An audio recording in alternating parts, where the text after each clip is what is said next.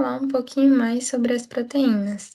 Eu me chamo Ana Maria e eu vou apresentar alguns conceitos que eu acho que são essenciais para a gente poder discutir e conversar um pouquinho mais sobre as proteínas. Então, quando se fala de enzimas, de anticorpos e de hormônios, se está falando de substâncias que têm funções, formatos e tamanhos distintos, porém todas elas têm algo em comum. Elas são proteínas. As proteínas, elas são os principais agentes funcionais das células. Então, praticamente todas as atividades que mantêm seu funcionamento celular, vão ser feitas pelas proteínas. E a genética, ela influencia diretamente, no nosso corpo, justamente porque as informações que estão ali presentes nos genes, eles vão determinar quais proteínas vão ser produzidas, e aí vai ditar como que nosso corpo vai operar.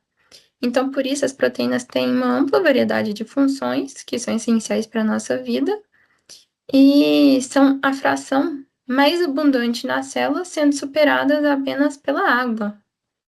Então, as proteínas, elas são polímeros lineares. Então, se a gente imaginar, por exemplo, a pulseira como sendo a proteína, ela vai ter essas miçangas, essas coisinhas pequenas, que são os monômeros, que são a menor fração que vai ter nessa cadeia, que vão ser os aminoácidos, formados pelos aminoácidos. E então a proteína ela é um polímero, porque ela é uma macromolécula grande, formada pela repetição dessas unidades monoméricas, que são os aminoácidos, e a polimerização vai ser o processo químico em que essas unidades vão se ligar covalentemente uma à outra, formando essa longa cadeia. Quando a gente fala de ligação covalente, isso quer dizer que tem compartilhamento de pares de elétrons, onde a densidade eletrônica ela vai se concentrar justamente entre esses dois núcleos. Então, os aminoácidos biológicos, eles são os alfa-aminoácidos justamente pela presença desse carbono quiral aqui. Então, o termo carbono alfa, o carbono quiral é porque ele está com 4 ligações distintas. Então, ele está ligado ao grupo amino, ao grupo carboxila, ao grupo H e ao grupo R.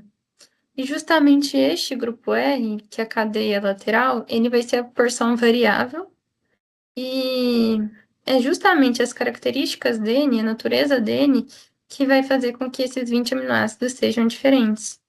Então, se ele é grande, se ele é pequeno, se ele é polar, se ele é apolar, se ele tem carga positiva ou carga negativa, é justamente isso que vai conferir essas propriedades únicas e que vai determinar como essa proteína ela vai se dobrar depois no ambiente. Então, a união desses aminoácidos vai acontecer por uma reação de desidratação. Por que desidratação? Porque o grupo carboxila aqui desse aminoácido, ele vai se ligar ao grupo amino do aminoácido seguinte, liberando uma molécula de água. Então, por isso que se chama ligação de desidratação. E também é uma característica, aqui como a gente pode ver,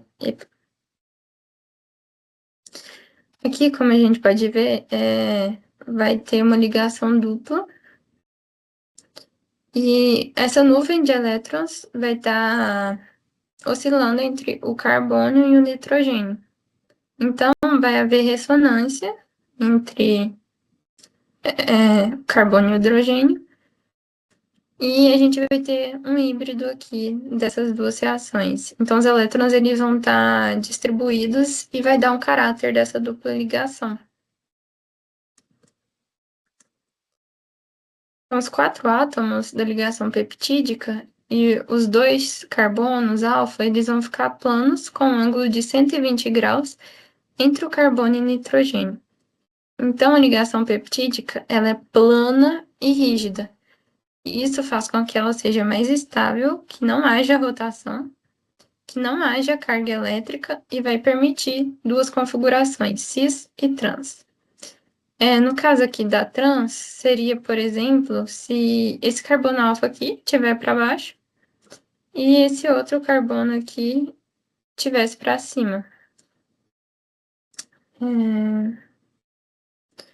E aí, então, a gente vai ter as proteínas desempenhando uma série de funções, e uma delas pode ser vista, por exemplo, quando os anticorpos, quando o nosso organismo ele vai tentar defender nosso corpo de, por exemplo, agentes invasores.